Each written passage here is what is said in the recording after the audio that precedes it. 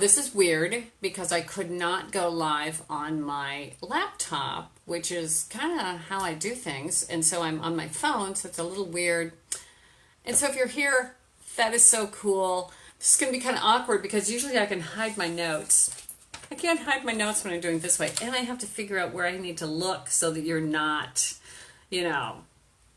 this is not weird for you. And you know that I use notes. What can I say? There's a lot of content here. But I'm back, and before I left, we talked about what do you want? I gave you 3 options, and the option that we're going with today is how to rustle up some cash, which is the desperate times call for desperate measures. Now, there are a couple of ways to build a business. One is to have a big plan, to look at our big arc of what we want out of our career, the arc of the, here's my 1-year plan, here's my 5-year plan, this is what I want to do in 10 years, this is where I want to be. And that is fantastic. We should all be kind of thinking ahead and thinking about the process in which we build a business. But sometimes we need to generate some cash. And we're going to talk today about what generating cash might look like as an artist and as someone on some place on this track. So I have some ideas about what that might look like, and this is a coffee with Ronnie, not quite about planting the seeds for your future business, or it could be depending on what you choose to do, or if you're in the situation. For the independently wealthy watching today, I don't know if I can help you manage your funds, but you could listen if you're independently wealthy. I'm good with that because you never know when you might need to generate some cash.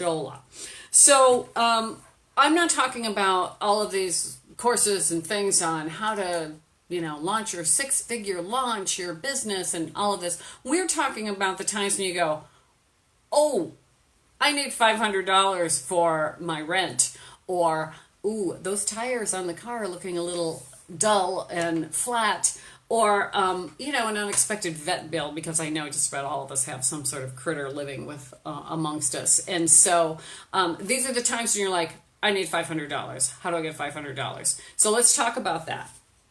Okay, here's the fine print. This came from the 12th floor legal department, so it's authentic, and they wrote it on a Post-it, so that it is legally binding. So here's from the legal department. This is the fine print. These ideas that I'm going to talk to you about today, they might not work for you. They might not work for you. They just might not work. The things that I'm talking about too might not be your lifelong dream. This is not necessarily what you want to do, but it's something you could do and possibly should do if you're in a place where you're like, I gotta make some money. Some of these ideas you will not be suited to them based on your location, based on your temperament, based on your interest level, or based on your skills. So some may work, some may not work for you. And of course, in this freewheeling explanation of some of these, I'm not going deep into like the tax implications of doing some of these ideas or profit margins or any of those details. You got to figure that stuff out for yourself. I'm just giving you the broad strokes of there are things that we can do to make some money. And then finally, just like Weight Watchers, results are not typical. So your results may vary from someone else's results if you decide to implement any of these options. Okay, so let's get to the meat of this. One more thing. This is not a judgment zone. I find honor and I think it's admirable to look at your situation and just say, this ain't working right now, and I have to figure out what will work. There is nothing wrong with taking a detour from what you're doing when you need to keep a roof over your head or pay daycare or whatever that looks like for you, whatever that stressor is. there's nobody in this realm, in the Coffee with Ronnie realm, that's going to judge you on, yeah, but she said she wanted to do X and now she's doing this. That's weird. We do what we have to do. And I celebrate you as far as, I celebrate the fact that you are standing up for yourself and going and getting what you need to do. So this truly is about your tenacity and gumption to make this thing work. Make it work. Okay, so basically, there are 4 ways to make money. There's a million ways to make money, but for today, there's 4. One is, and I'm going to go into these in detail. Not a huge amount of detail, because I know you people have a lot of things on your plate right now. Expand what you're doing now. Enhance your current activity. Sell stuff. That is a tried and true way to generate cash, is to sell stuff, and there's a lot of details on that one. Teach stuff. Teaching. Again, there are ways to do this in generating some fairly immediate cash, and also to sell your services. And so let's go into those details. And you can see I'm cheating. I got my cards right here. And I'm trying to look right at the camera part.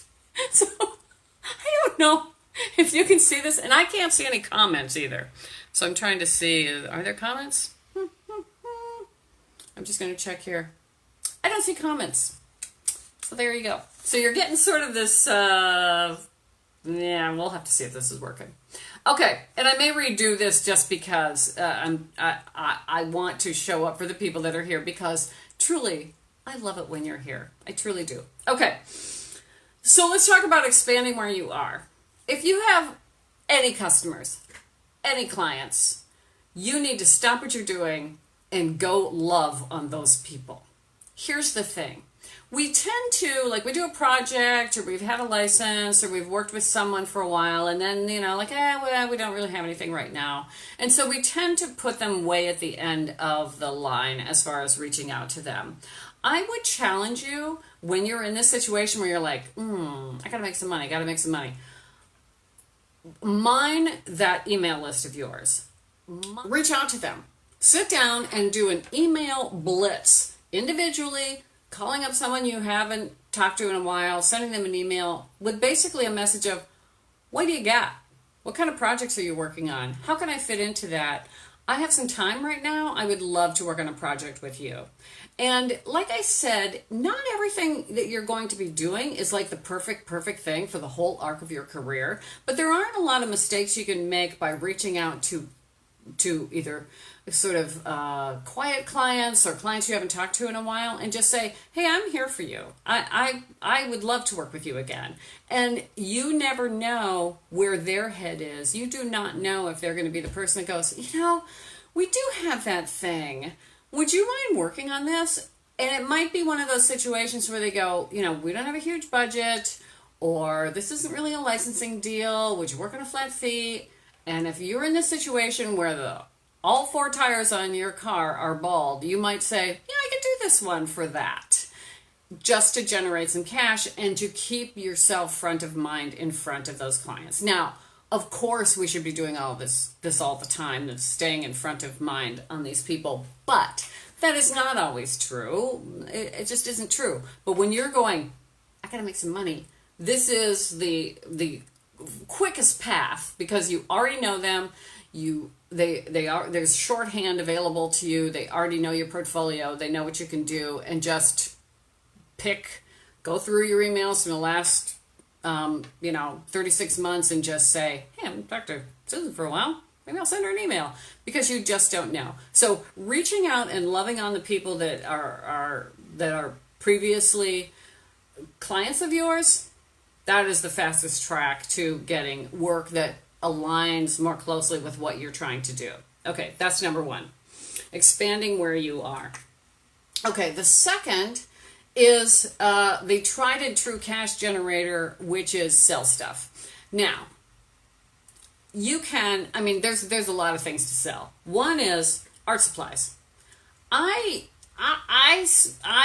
have done this, where I cleaned out my that closet right behind me right there.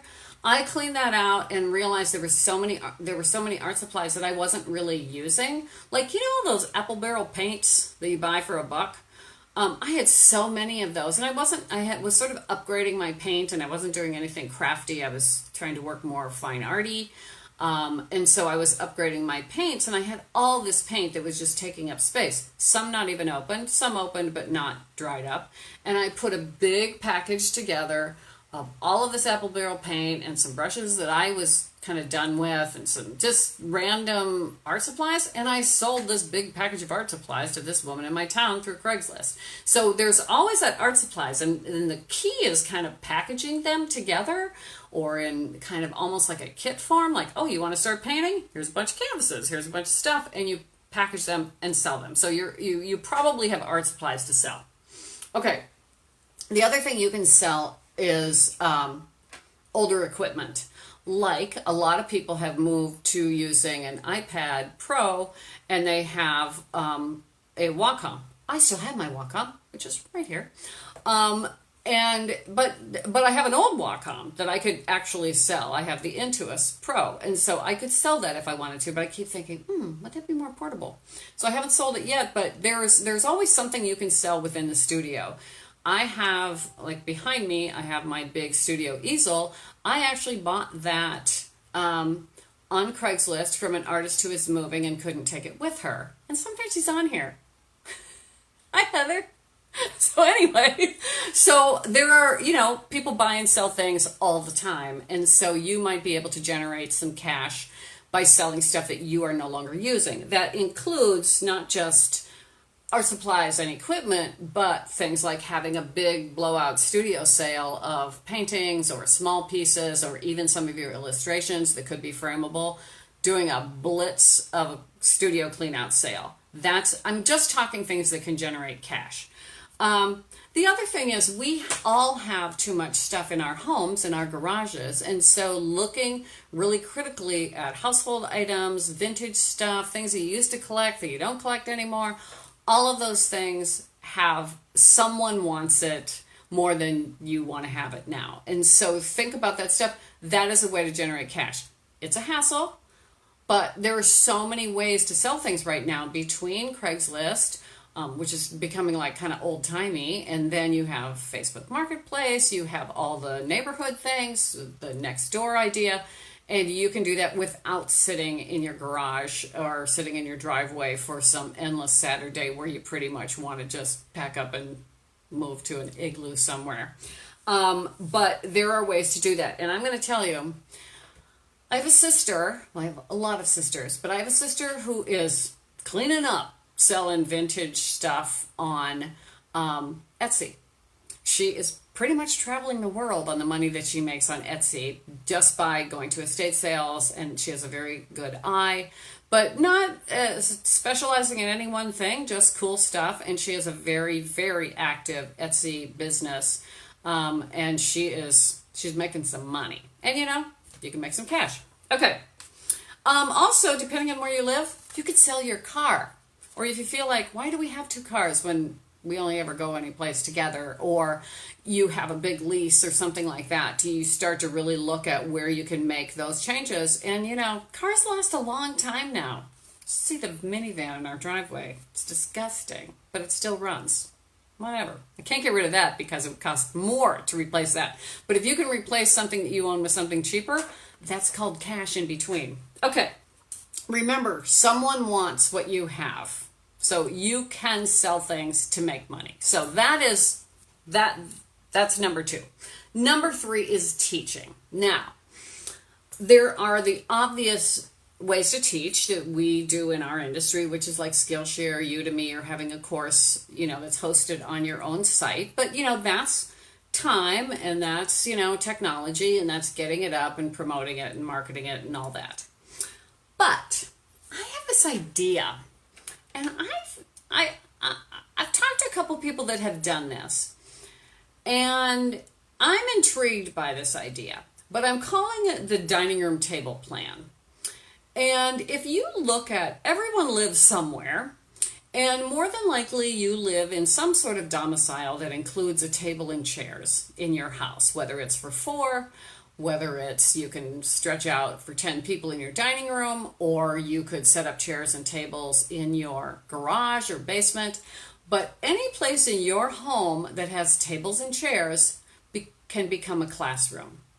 And you can teach all kinds of things right in the privacy of your own home. And I know people that have taught, like my friend Debbie has taught beginning hand lettering in her studio. You can bring people in and teach them. I actually made a list. Hard to believe, I know. But you could do, like right now, you could bring people in and do art journaling, something like that you could guide them through a process. Vision boards, lots of people teach classes in vision boards. And at the end of the year, if you really want to generate cash, you could probably between now and January 1st get a vision board workshop happening in your dining room or kitchen.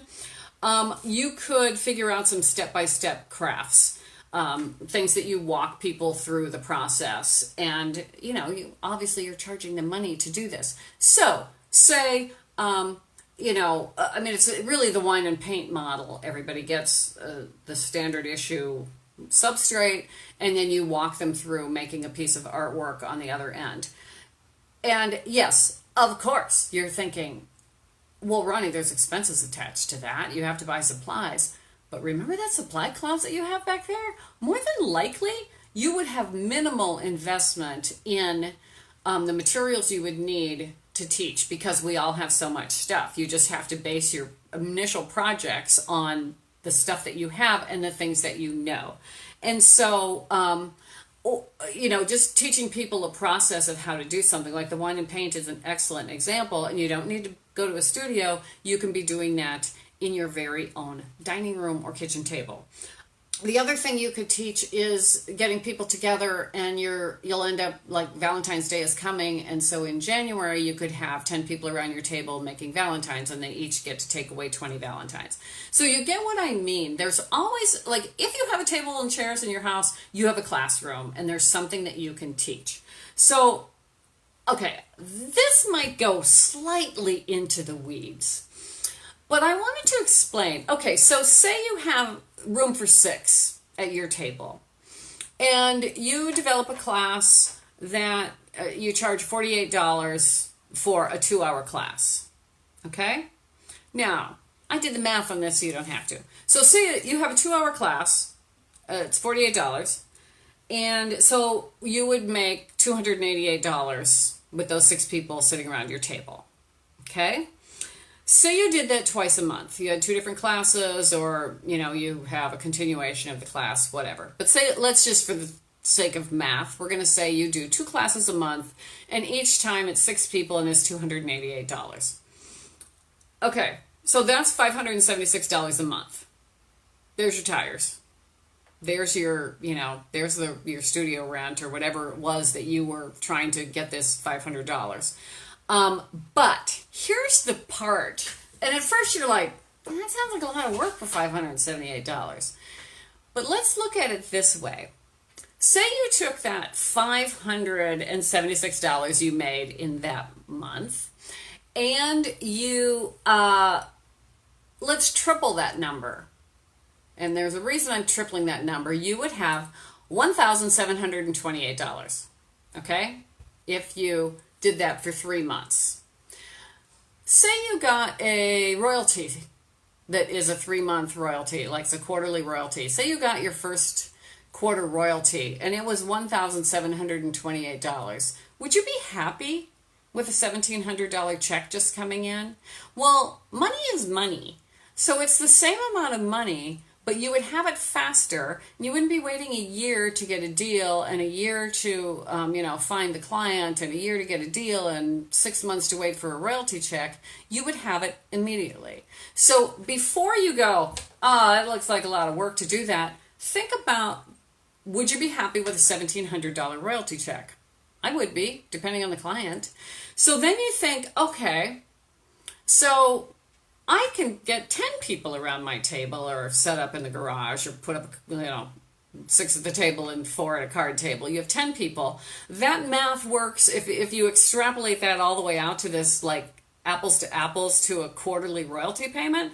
That would be $2,880. that would make most of us quite happy to see that number on a royalty check. So there is a way to make this work, but the money would come in faster and you have the skills to teach that. Having said that, I'm saying, most of us have something that we could teach someone else. And your expenses, say you have a class, like a drawing class, like beginning sketching, you'd have to have paper and pencils. Everybody has paper and pencils. So really think about that how can you economize on the supply side and maximize the amount of people that you could teach at any one time. It's not easy, but it's doable. And if you need cash, you could do it. Okay. The other thing that I want you to look at, if they're thinking, hey, that's right, I do have a classroom sitting in my house, like right over there that, had a turkey on it 2 weeks ago, that you could teach things that are not art. We all have skills beyond our education, or we came from a different background, or we came from a different skill level, or we were doing something else besides this art biz. I mean, you could teach someone basic cooking, how to make a soup. Like, wouldn't you love to teach somebody? I would love to teach a class where I could probably handle 8 people in my house to teach them how to make a basic soup and how to make it 6 different ways. I think that would be worth $48 to find out how to make soup, that you come home from work and you go, we don't have any food, I got to make soup. So I think that there are things that we already know that we can teach other people. And because we are so connected to our community, to our local community, whether through your church, your mom's group, your friends, just general Facebook, the Facebook Marketplace, you can reach those people. It's not as scary as it used to be. You don't have to put up flyers for strangers to look at. But you could teach all kinds of things. You could teach, how to change your oil in your car. I'm not going to teach that. Or if you are not a native English speaker, how cool will it be to teach someone the basics of your language so that we can all be a little better citizens of the world, or position it so you want to travel to France. I will teach you basic French. I think there's a lot of things that we can teach, and whether we do that online or whether we do that sitting around our dining room, but the first line is sitting in your house. You already have a classroom. Okay. And again, just like with selling, someone wants what you have, people want to know what you know. We don't have to be the biggest expert in the world on a topic, because people don't go from nothing to, the world's expert and learn something. They learn from people that are in between on those levels. And wherever you are on that level, you are at least a couple steps ahead of the person who says, I've always wanted to learn how to crochet an Afghan. You know how to crochet an Afghan? Would you teach me how to do that? And you find 5 of her friends and you all make Afghans. So there is a way to do this. It's just a matter of saying, I got to make money and this is how I'm going to do it. Okay. The 4th way that you could make money fairly quickly is selling your services. And, services are different than selling objects or teaching. And I think there's a distinction between teaching and tutoring. Tutoring is usually on a one-on-one, and you could tutor somebody like a kid or someone in your field of expertise, or tutoring a single young artist that wants to learn how to do something. That could be an ongoing source of income that would just be income that you don't have to wait for or wait to invoice somebody. You just continually get paid. You could also cater. If you're a good cook, you could find people that need, 3 meals a week or lasagna of the month or something like that you could implement because of the skills that you have. So you're selling your service. I'll bring you dinner. I will bring you dinner. It's going to cost you, but there's a price to this. Also, you could use your services as something that you did in your past. Were you a bookkeeper in a former life? You could help people do their books, small businesses. You could start another business. And let's go back to that non-judgment zone. I don't care how you make money, as long as you are honest and it's legal and it's ethical. That's my only standard. If it's anything there, I'd go, how about you rethink that? But I think that there are ways to do this that you don't have to go into that, oh, but I've worked so hard to get over here. If you can make money over here, then make money over here if you need money. We're not going to judge you on taking that detour or taking a little sidestep to get that done. We want you to be successful, however that looks. Your services. I mean, what I do is coaching. That is a service. I'm not selling anything tangible. I'm not selling anything that they can hang on their wall. But the fact that because of my experience as an agent and an artist, I am qualified to do this and to help you start to see where you want to go. That is a service that I provide. And so there are other services that people can provide. If your level of expertise, there's always someone who wants to be where you are. Here's the other thing. Here's the bonus. Sometimes when you're in this situation where you're like, I got to make some money. Maybe it's the time to do something that you've always dreamed of doing. And you're like, well, I'm just going to go do that now. I'm just going to go do that because why not? I have a secret dream. It's not going to be secret anymore. But I have always wanted to officiate weddings. I just think that would be a cool thing to be part of people's lives as they go from where they are to where they want to go. And I've always thought that would be a really neat thing to do. Now, I researched this because in Florida, all you need to be to officiate legal weddings is you have to be a notary public. And all I have to do is pass a background check that I'm pretty sure I can pass. And so there are not a lot of barriers to some of these things that you could do. And I could hang on a shingle saying, oh, I'm Ronnie Walter and I officiate weddings, and could probably, I don't know what you pay your officiant, $150, do a couple weddings a weekend. That would be one of those things that you could bring that into a place where you could be, adding $500 to $1,000 a month into the kitty. However it got there, doesn't matter. As long as I'm not holding up a liquor store, I'm good. So think about the things that you go, I really want to do that. Then go do that. If you think that there's a way to make money on that and it doesn't fit into the big plan, sometimes that's okay. Sometimes that's okay. So in conclusion, so think about your big picture. This may not fit, but the realities of where you are they're just the reality, and it just is. And you have the opportunity to look at these different ways. What can you teach? How can you help someone else? Can you organize a closet? You could organize someone's closet. You could be making money faster than waiting for the big payoff of what we're all trying to do. And I don't think there's anything wrong with that. But we are talking about sort of the desperate times for desperate measures. I do think in general you should have sort of an arc of a plan of what your goals are and where you're going.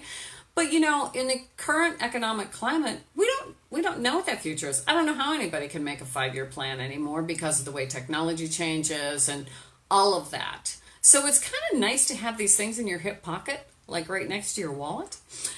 But just remember that you don't have to love this thing, but there is a huge honor in saying, I'm going to change my status right now. I'm going to break the cycle of just complaining about things, and I'm going to find something that will work for me short term, long term. And I do think that there's a certain, like, when you get to that stage where you're like, I got to do something, sometimes magical things happen. Sometimes magical things happen because you've taken off the overthinking, oh, is this a plan? Is this something I can do forever? Is this something that, meets my brand? All of those things, sometimes you just sort of go, don't care. So I hope this was helpful for you, and I will be happy to answer anything that you, if you have any questions or comments or things that you have done that could help somebody else to just say, I gotta make some money. So I will talk to you soon. I do have coffee, but with all the monkeying around with Facebook Live, it's cold. So I'm going to go microwave it and relax. So talk to y'all soon. And if you have questions or comments, you know where to put them. Okay. Take care, darlings. You're adorable.